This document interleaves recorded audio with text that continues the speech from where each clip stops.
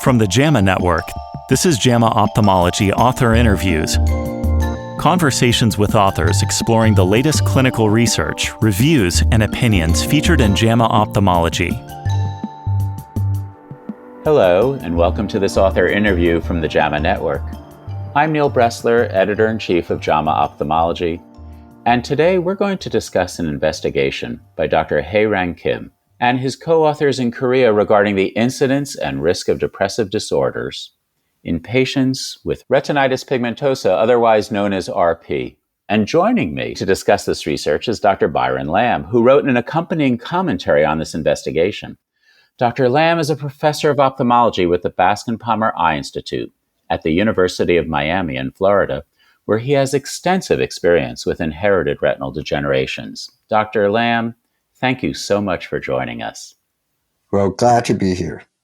Byron, maybe we could start with the primary outcome of this investigation. Dr. Kim and co-authors identified patients over a 10-year period from 2011 to 2021, pretty recently, who had a diagnosis of retinitis pigmentosa based on data they obtained from Korea's Health Insurance Review and Assessment Service. And they identified almost 11,000 individuals who were newly diagnosed with RP, verified by both the country's RP registration code and diagnostic codes.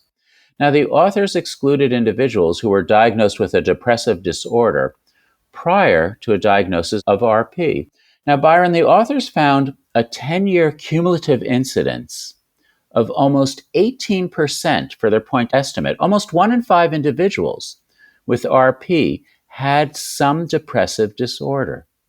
Does this incidence surprise you given your clinical experience with individuals with this condition?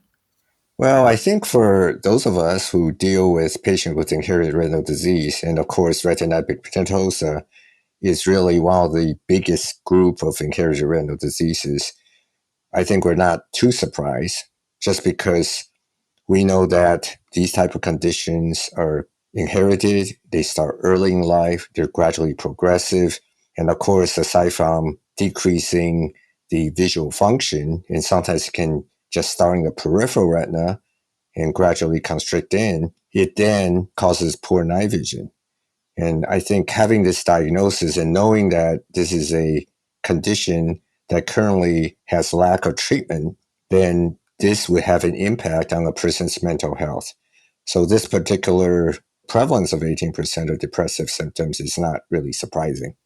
And does that jive with what you sort of perceive from patients that you've seen over the years who have retinitis pigmentosa? Absolutely. I think retinitis pigmentosa really has a significant impact. And when we see patients, when we give them this diagnosis, and we talk to them about inheritance pattern, about current research, and also, unfortunately, lack of approved treatments, I think that have a significant impact on the patients. Of course, we definitely talk to them also the fact that retinitis pigmentosa is a very slowly progressive condition, and the fact that most retinitis pigmentosa patients, in fact, don't go totally blind in both eyes. On the other hand, this condition can impact a young person's work and their ability to have a full life. Now, do physicians who are managing these cases, do you think they typically discuss the possibility of feeling depressed or having depression with these patients, or are they so concentrated on the retina and the vision that maybe they don't discuss the possibility of how the patient is feeling or if they might have some depressive symptoms? The fact is that ophthalmologists, many of us are aware that visual impairment, particularly retinitis pigmentosa, is related to depressive symptoms. On the other hand, just because the training in ophthalmology, where ophthalmology is really focused on identifying the condition, treating the condition, I think ophthalmologists probably has less training and maybe just less time in the clinic to really talk to patients and to explore whether the patient has depressive symptoms or not. On the other hand, I think this is a very important unmet need just because if you look at what has been published in the literature, 1 out of 4 patients with visual impairment has depressive symptoms. So that's very, very significant. And I think one has to really think about how do ophthalmologists pick up patients who have depressive symptoms, and also how do we do that in the busy clinic? If we could have new methods that really fit into the busy practice and new ways of identifying patients and expedite referrals for depressive symptoms. So, are there any strategies that you might use to bring up the possibility that the patient, in addition to perhaps losing some of their side and night vision or even losing some of their central vision, something to bring up with them to find out if they're feeling symptoms of depression or if you need to consider referring them to someone to address this? What are some of the strategies you think you might use or others might use to broach this subject? So I think one strategy is just by the response of the patient. I think for experienced clinicians, most of us can pick up clues and cues in our conversations with patients to really know that perhaps they have some depressive symptoms. Sometimes a patient could be depressed and they don't even know they're depressed. Now, the standard of care to pick up depressive symptoms would be a questionnaire, but I'm not sure that it is feasible to use a validated questionnaire on every patient with visual impairment in the clinic. I think that is not feasible. On the other hand, I wonder if there are different newer methodology, maybe shorter questionnaires. Maybe there are other ways where we can pick up depressive symptoms in patients with visual impairment. Now, you mentioned a couple of different questionnaires in your commentary. One of them, for example, was the Patient Health Questionnaire 9. I assume this is 9 questions that somebody might ask. Are these meant to be given as a written survey, or are they meant for a physician or other healthcare provider to be asking the patient that? And might that questionnaire identify that the person is indeed experiencing some depressive disorder? So the questionnaire that I mentioned, they are validated questionnaires that can really try to quantitate the amount of depressive symptoms that are present. They are really validated tools that can help to determine referral. I think you also have to face the fact that in a busy practice where you have lots of patients, it is probably not practical to administer these excellent validated questionnaires to all patients with visual impairment. Now, is it possible to try to home in on those patients that you believe may be more prone to depressive symptoms? Well, I think that's possible perhaps, but I think we need more research on how we can really pick up these patients without just go ahead, do questionnaires in a great number of patients with visual impairment. And the other questionnaire you mentioned was this impact of vision impairment questionnaire. Do you use either of these occasionally or sometimes with your patients who have RP? I have not, and I think these are excellent questionnaires.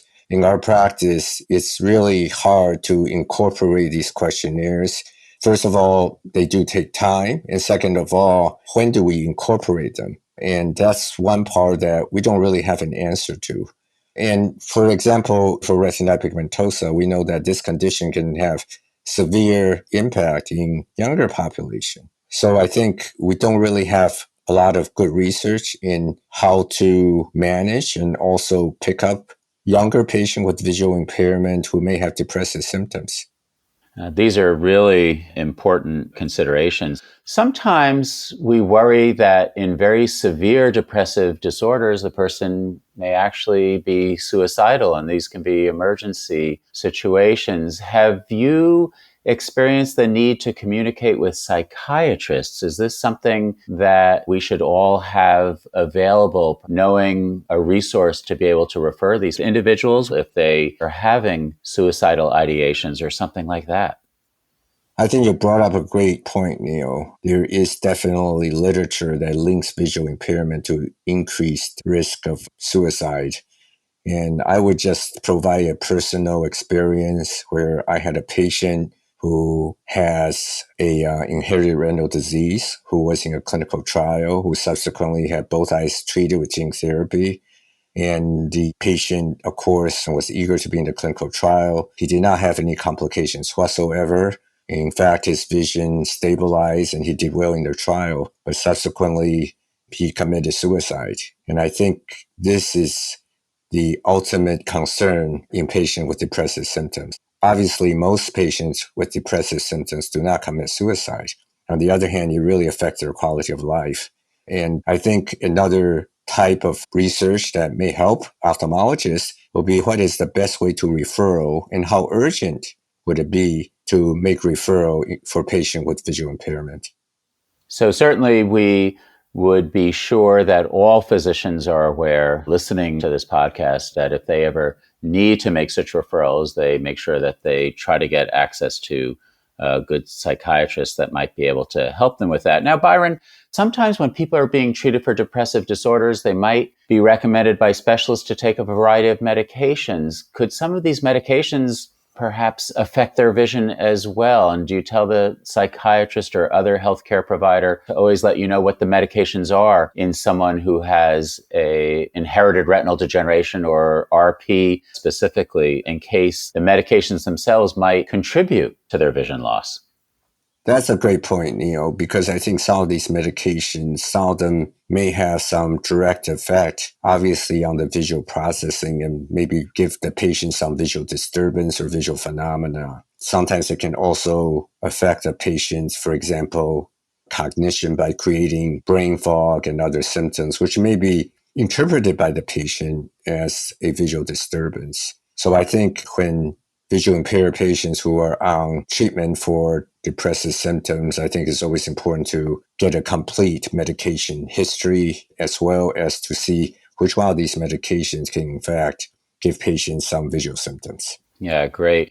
Byron, you also mentioned earlier on and even in the commentary that there'll probably be a need to incorporate awareness of these depressive disorders for trainees, for example, ophthalmology residents or ophthalmology fellows. Do you know if you're even incorporating that at Bascom Palmer or if other residencies are doing this, or is this perhaps another unmet need that we need to emphasize for some of our training? I think this is an unmet need that we haven't really thought too much about in ophthalmology, but it's very important. And I think this type of training really involves several different components. One, of course, will be obvious, is that how do you try to detect a patient who is in front of you with visual impairment who has depression? So one is detection, one is obviously referral. But I think more importantly, one really needs to focus on how we perceive what our responsibility as ophthalmologists are. I think ophthalmologists are great. We excel in diagnosing conditions, treating the conditions for the eye, for the vision.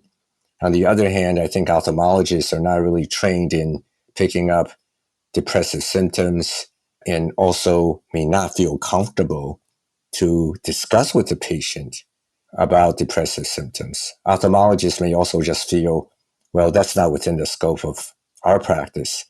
However, we have to face the fact that ophthalmologists are really the treating physicians for patients with visual impairment. We're at the front line. So we are in some way responsible for helping these patients when they have depressive symptoms. So I do believe strongly that training for detection, for referral, as well as just our perception and our understanding of how important these depressive symptoms are for the visual impaired should be incorporated into our training programs.